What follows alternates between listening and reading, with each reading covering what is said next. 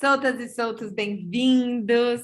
É com muita alegria, muita expectativa que eu estou aqui de novo. Olha, Com Luiz Madeira, terapeuta individual, de casal, de família, terapeuta sexual, à frente do podcast New Me, que tem falas terapêuticas mais do que necessárias. E uma das falas dela sobre expectativas me deu esse gatilho. Eu falei, gente, a gente precisa trazer essa conversa para cá, porque acho que todos nós temos muitas expectativas nas relações.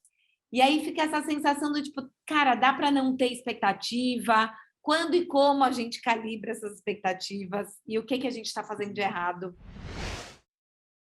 Então, se você também tem muitas expectativas nas relações e se frustra demais, essa entrevista é para você. Já se inscreve no canal, ativa as notificações, é só clicar no sininho, porque toda semana eu estou aqui com conversas maravilhosas como essas, para a gente conseguir trilhar a nossa jornada rumo a amores possíveis. Lou, muito obrigada por estar aqui comigo de volta. imagina, querida, eu te agradeço muito o convite. Cada vez que você quer conversar, eu penso, putz, que papo legal, né, com a Carol, vamos lá. Primeira pergunta é assim, é possível a gente não ter expectativas? Você está saindo com alguém, gostou, dá para não ter? Eu acho que tem duas coisas, tem expectativa, que dá para a gente trabalhar sim, rebaixá-las, tanto quando a gente está saindo, quando a gente está num relacionamento, ou está num relacionamento como eu, muito antigo, a gente precisa rebaixar as expectativas, porque as expectativas têm muito a ver com o nosso controle, né? E como eu sou a pessoa que está tentando dizer para todo mundo o tempo todo, pare de controlar, pare de controlar, pare de controlar, eu digo, expectativas precisam ser trabalhadas. Mas tem uma coisa chamada pacote básico da relação, que é o básico. O básico, assim, não posso esperar nada? Pode. Você pode esperar o essencial. Então, até dou o exemplo lá, né? Numa relação monogâmica, você tem expectativa de que o outro não lhe traia, porque não está combinado está combinado que é relação monogâmica. Então, assim, no pacote básico, o que está combinado, as coisas combinadas, elas precisam ser esperadas mesmo, porque senão a gente vai conversar para refazer o pacto ou refazer modelar a relação. A minha dificuldade é com quanto a gente fica com expectativas cotidianas, diárias, miúdas, colocando o tempo todo assim, a expectativa, aí o outro atua com os elementos dele ou dela, aí a gente interpreta, e a gente diz, não, eu estou frustrada, expectativas geram muitas frustrações. Então, eu sou uma militante da necessidade que a gente dê mais liberdade realmente para ser quem ele é, né, para outra pessoa ser como ela é. Até porque da liberdade é uma figura de linguagem, porque a liberdade é da pessoa, né? Não sou eu que vou dar.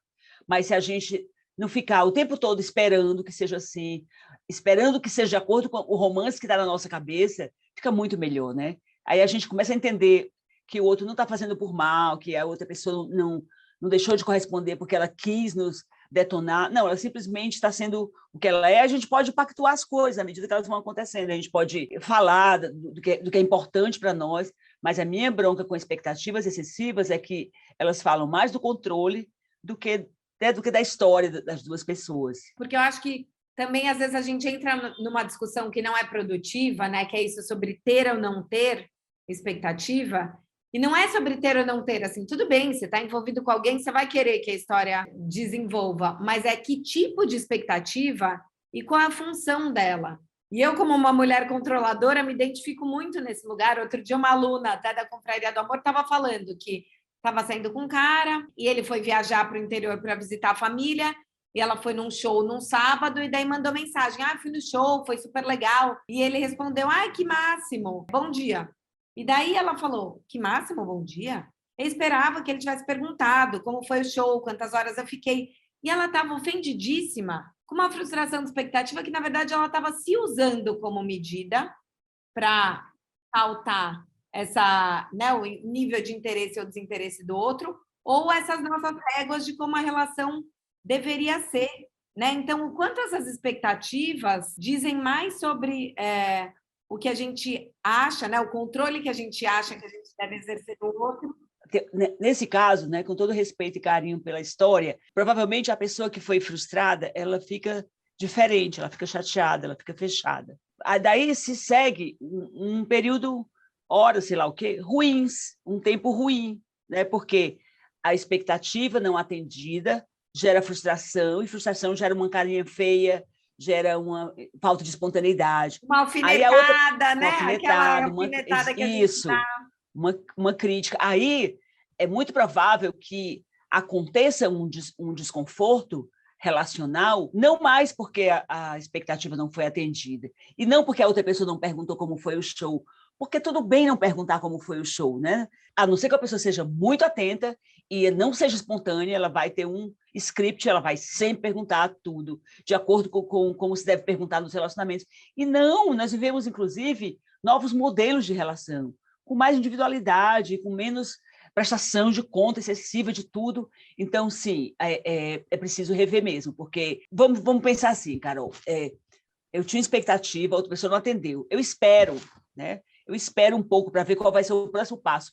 Pode ser que no momento seguinte a pessoa faça uma coisa tão integradora, tão construtiva, que fique tão insignificante não ter perguntado sobre o show, né? Que então a gente pode concluir assim, putz, realmente acho que eu esperei demais, eu interpretei muito. O problema da expectativa é que quando há frustração da expectativa, há muita interpretação, né?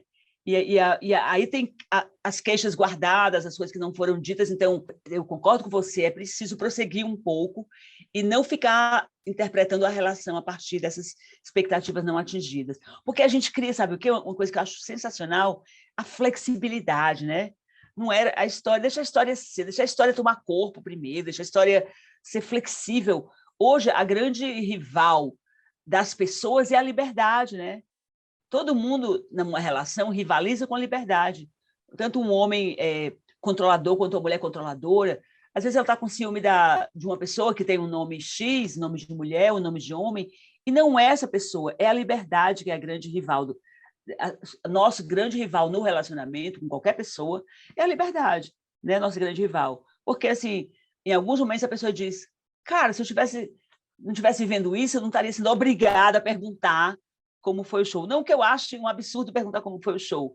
Eu acho lindíssimo, só não acho que é o fim do mundo não perguntar, não sei, porque assim, no meu lugar de uma pessoa que milita pela manutenção das relações, eu vejo que as coisas podem ser melhor interpretadas, mais bem aproveitadas e menos definidoras, né? Uma mancadinha, que é uma mancadinha, mas assim, cara, não vamos deixar essa mancadinha ferir o curso da história, né? Aí o curso da história fica muito atropelado a partir daí. Então, sim, baixar as expectativas, sim. Te ouvindo, eu pensei em duas coisas que eu queria explorar com você, que é, primeiro, sim, o lugar de o quanto o nosso esvaziamento da nossa própria vida acaba gerando mais expectativas, né? Eu dei até uma aula sobre o desamparo para os meus alunos na Confraria do Amor, bem mergulhando na psicanálise, de como às vezes a gente, né, terceiriza esse nosso desamparo, a nossa falta, o nosso vazio para o outro. Então é isso, eu espero que o outro pergunte do show para eu me sentir amada, eu espero que ele responda na hora porque eu quero me sentir escolhida, eu quero que ele saia comigo no sábado, porque o meu sábado só vai ser feliz com essa pessoa. Então, o quanto esse excesso de expectativas também não tem a ver com o esvaziamento da nossa própria vida, sabe? Você até falou isso na sua fala, com um nível de satisfação baixa da nossa própria maneira de ser. Isso mesmo. Tem duas coisas que eu acho que concorrem muito para essa expectativa ser alta. A nossa falta, nosso vazio, a nossa falta de sentido, o nosso eu não terei o que fazer se eu não estiver com essa pessoa hoje, né? Eu não terei como me sentir bem. E isso, assim, eu vou falar uma coisa chatinha aqui. Isso é antigo, né? Pelo amor de Deus, isso é do meu tempo, né? A vida da pessoa era dentro daquela história e fazia tudo grudado e tudo colado. E não é assim. Nós precisamos compreender que o amor ele está em novas perspectivas, são novos olhares sobre o vínculo, né? Então, é isso a falta, nossa falta, aí a gente deposita toda ali. Inclusive, hoje em dia, ainda tem muita gente que se admira quando eu digo você não faz a outra pessoa feliz. Não é possível. A outra pessoa não vai lhe fazer feliz. É outra coisa antiga, né? Não, ninguém vai fazer ninguém feliz. Sua falta é sua falta, sua história é sua história, seus buracos são seus buracos. Ninguém tem capacidade de suprir. A segunda coisa é ainda a ideia que nós temos de romance, né? Um romance essa dualidade o tempo todo, essa conjugalidade. Não, individualidade, por favor, né? 2 individualidades. As pessoas mais encantadoras para relacionamentos atualmente são as pessoas com o pensamento, com o conceito de individualidade. Então, elas se tornam muito encantadoras, porque tem uma vida, tem o seu projeto. Não, então, se é com essa falta que eu vou para o outro, eu deixo o outro, eu torno o outro incompetente, né? Porque eu estou pedindo para ele fazer uma coisa que é impossível fazer, que é suprir a minha própria falta. É perfeita a sua aula lá. E eu fico querendo me colocar com um lugar de prioridade. Eu ouço isso muito no canal, nos alunos, nas pessoas que me escrevem. Não, mas eu queria ser prioridade dessa pessoa. Que acho que tem um lugar desse amor romântico que é você precisa ser o número 1, e daí qualquer coisa rivaliza com você. Como é que a gente sai dessa necessidade e começa a trabalhar a nossa autossatisfação, a nossa individualidade, para a gente colocar menos essa conta no outro? Como a gente é suficiente para a gente mesmo, né? A forma de sair do desconforto de não ser prioridade é matar essa narrativa de que existe prioridade, né? Como se a gente pudesse colocar na nossa vida escalas de importância de pessoas. Não! Como é que eu posso ser prioridade número 1, até um pleonasmo, assim, o tempo todo, a pessoa provando que eu sou a prioridade? Tem hora que a gente não quer ser prioridade para ninguém, tem hora que a gente não quer ter prioridade na vida de ninguém, né? Tem hora que a gente quer fazer as coisas um pouco sozinho. Então, talvez mais do que não querer ser a prioridade, essa narrativa é muito conservadora para mim, desconstruir a ideia de que amar é priorizar o outro acima de tudo. Não é verdade.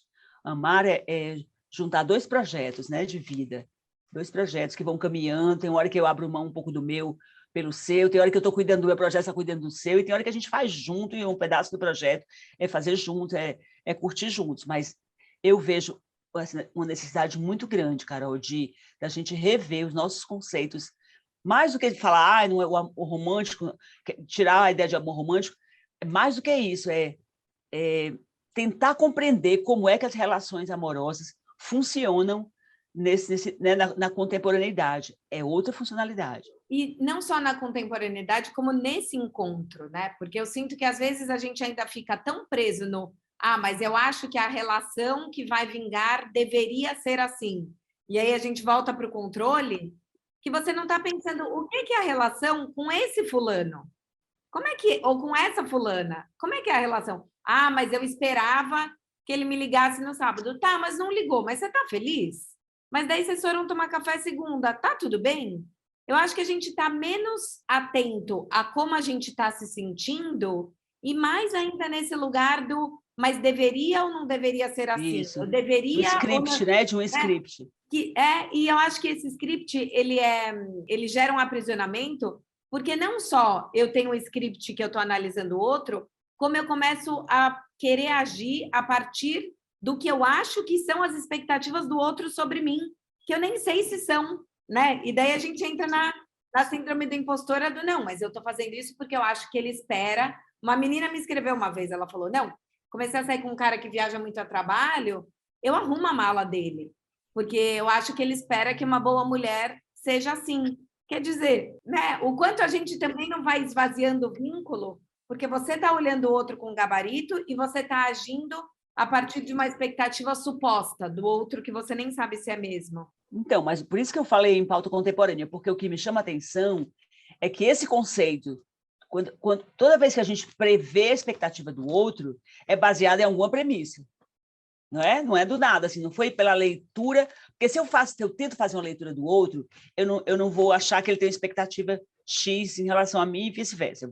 Nós vamos construir a dinâmica da relação, certo? Eu sei que parece meio utópico, mas é o que eu acredito. Então, mas toda vez que eu acho que o outro tem uma expectativa em mim ou sobre mim, eu vou me basear em alguma coisa que eu já sei, em alguma história por exemplo, achar que uma mulher, e eu respeito muito essa pessoa que arruma a mala do marido, mas ou do namorado, sei lá, mas achar que o marido espera isso dela, né? No caso era uma mulher, assim, não, mesmo que ele espere, tem que refazer, né, a expectativa dele, porque Cara, não, nós vivemos tempos que os homens têm mãos, né, para arrumar suas próprias malas, né? Assim, estou dizendo isso porque olha como a pauta é contemporânea.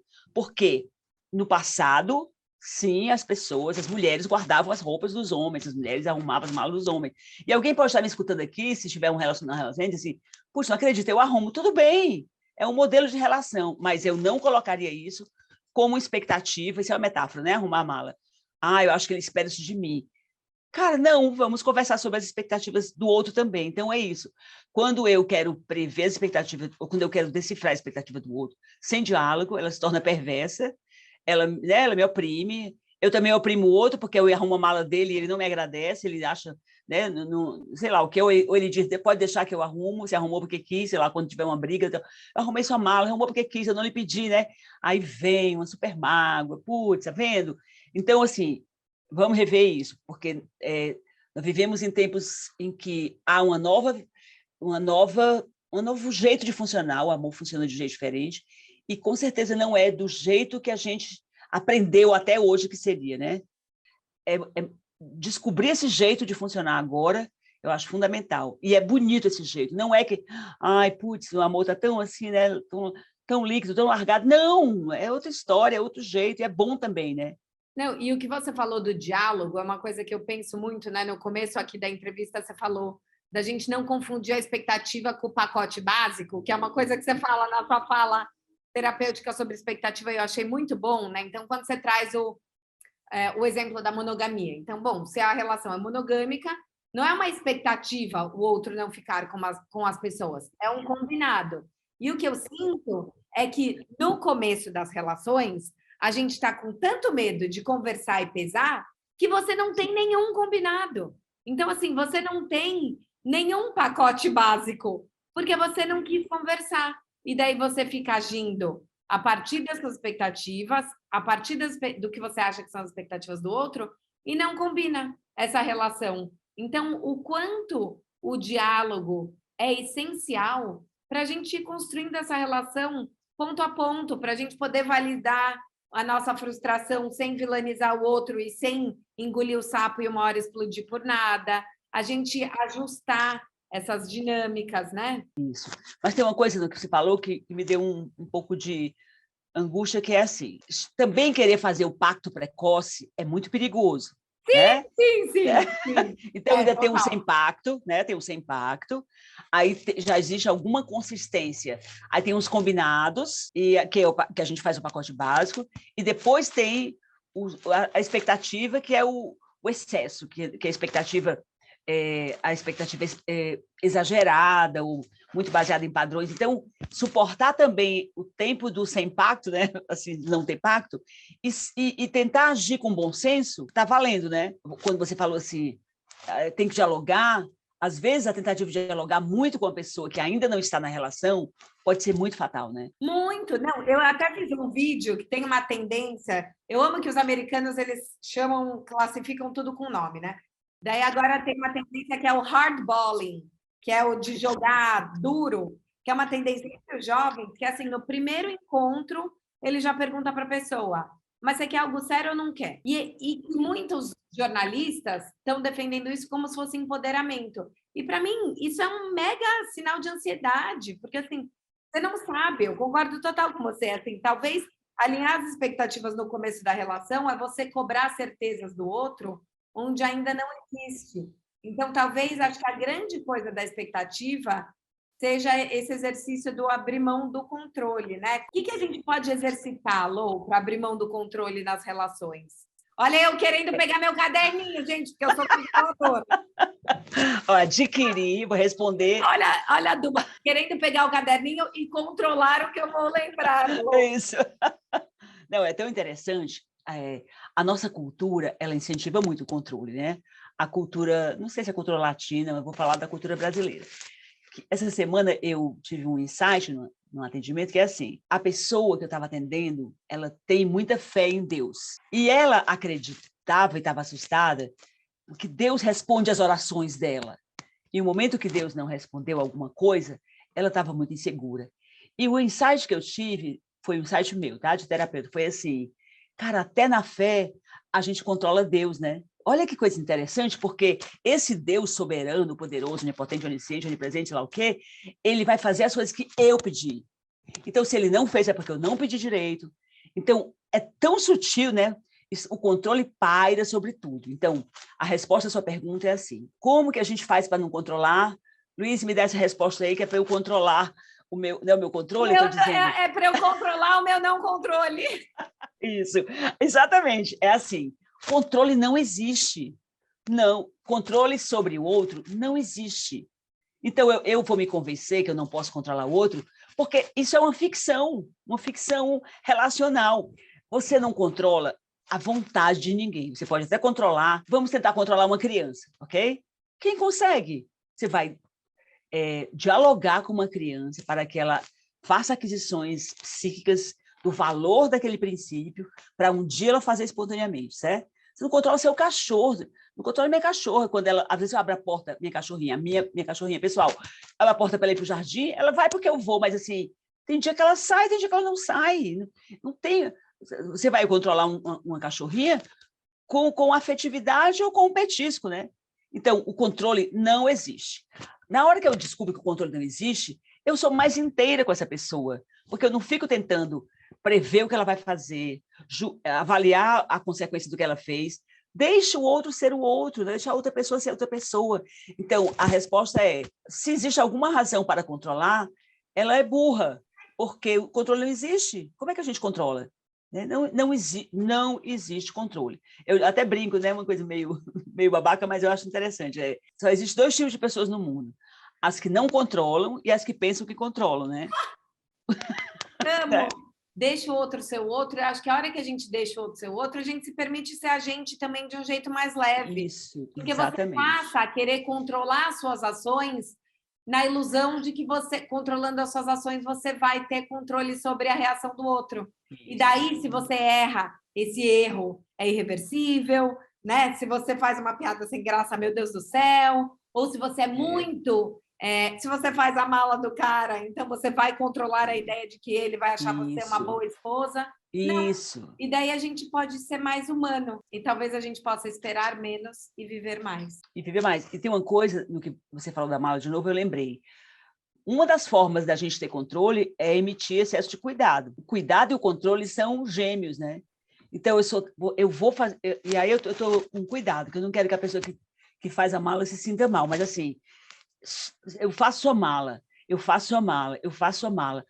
Evoluir, cheguei ao ponto que só eu sei fazer a sua mala. E se um dia você terminar comigo, você nunca vai ter uma pessoa que faça sua mala como eu faço. De novo, é uma metáfora, certo? Então, assim, sim. O excesso de cuidado, o aperfeiçoamento do cuidado, eu não vou deixar faltar nada para você, que gera aquele velho jargão, né? Que assim, ninguém vai chamar, nunca ninguém vai chamar como eu chamei, né?